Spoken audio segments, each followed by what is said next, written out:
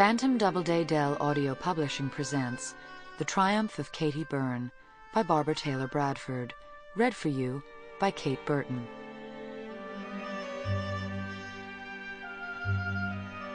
Connecticut, 1989. The girl sat on a narrow bench, center stage, her body bent forward, one elbow on her knee, a hand supporting her head.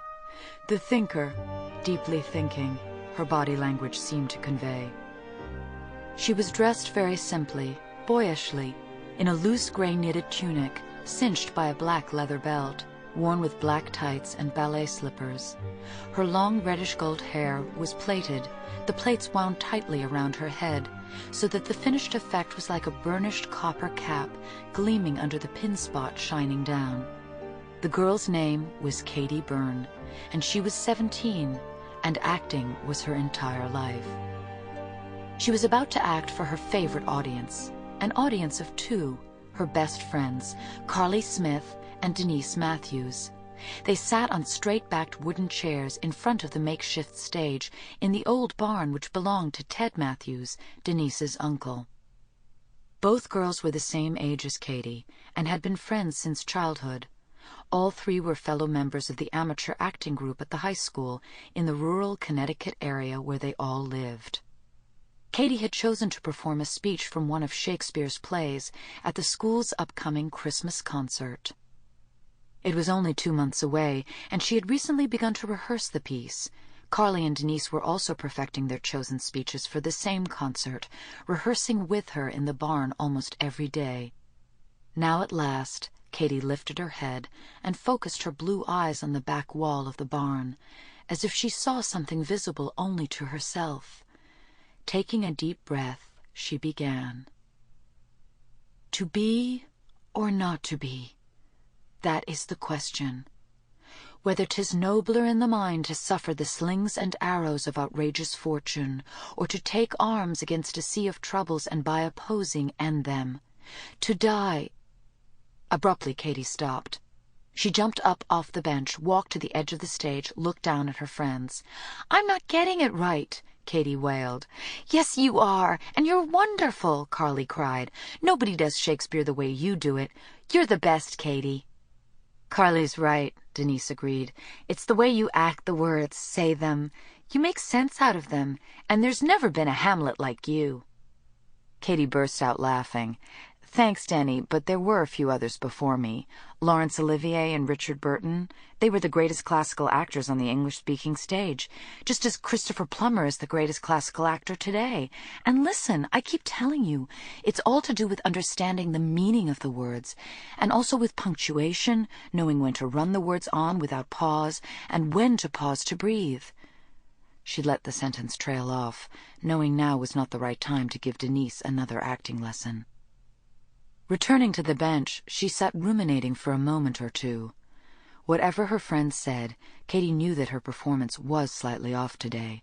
Her concentration was not what it usually was, and she wasn't sure why. Unless it was because she felt guilty at being here this afternoon. Her mother wasn't well, and she was needed at home to help out. And yet selfishly she had decided to steal this time to rehearse, and persuaded her friends to come with her after school. "Then rehearse," a small voice inside her head instructed. She took several deep breaths and launched herself into Hamlet's soliloquy, her natural self-confidence perfectly in place once more. Carly was transported by Katie's voice, as she always was. Katie was dedicated, disciplined, and very determined to succeed. Somehow Katie knew how to act the parts she had chosen without having had too many lessons, while Denise and she sort of stumbled along as best they could. Fortunately, they were improving, thanks to Katie's relentless coaching and encouragement. They had first started acting together 7 years ago.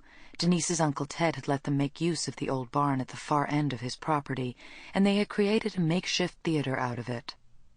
At that time, they had made a promise to one another, had vowed they would go to New York one day and start their acting careers in earnest.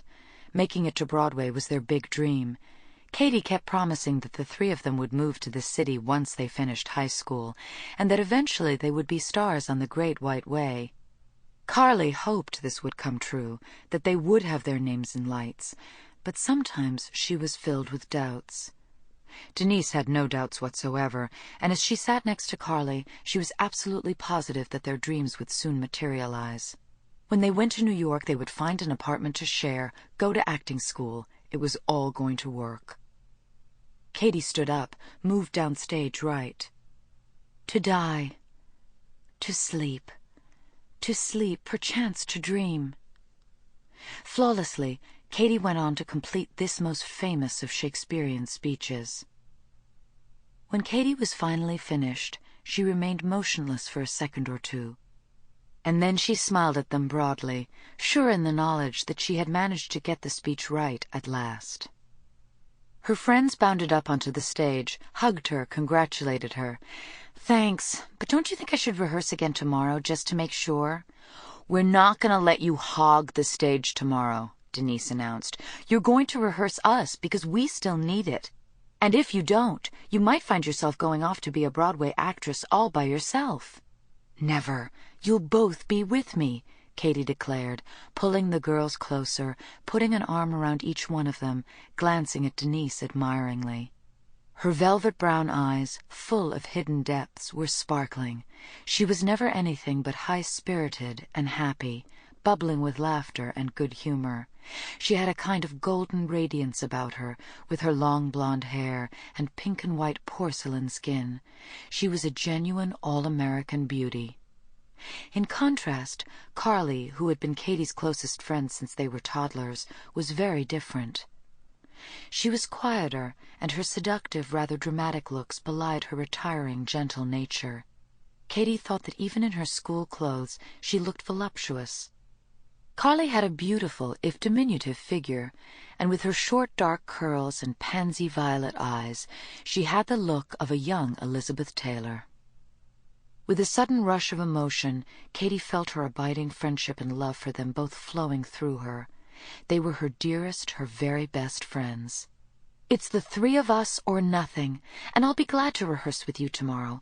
But listen up, you two. You're much better than you think. Just remember that." They left the stage together, as they always did. They went through the ritual of sitting at the table, drinking a Coke each, discussing their pieces for the concert. Carly suddenly said to Katie, "Do you think your Aunt Bridget will be able to find us an apartment in New York? Do you really think it's all going to happen for us?" Katie nodded. "I do, absolutely. And she said we can stay with her at the loft in Tribeca for as long as we want." Carly let out a sigh.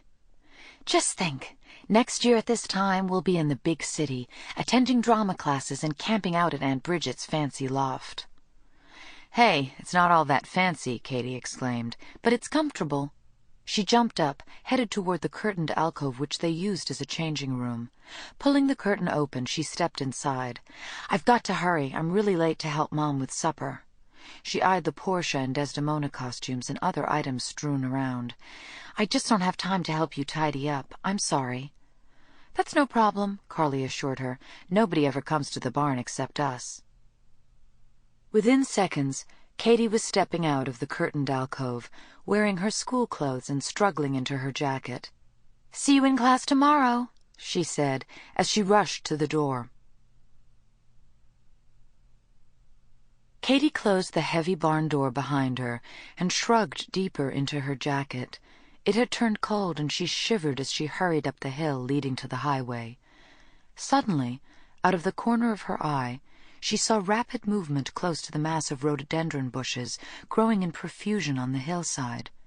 She stopped, half-turned, stood frowning at the clump of dark green bushes. But everything was still, silent, and there was no sign of life. Shrugging, Katie continued on up the slope, deciding that the dark flash must have been a deer.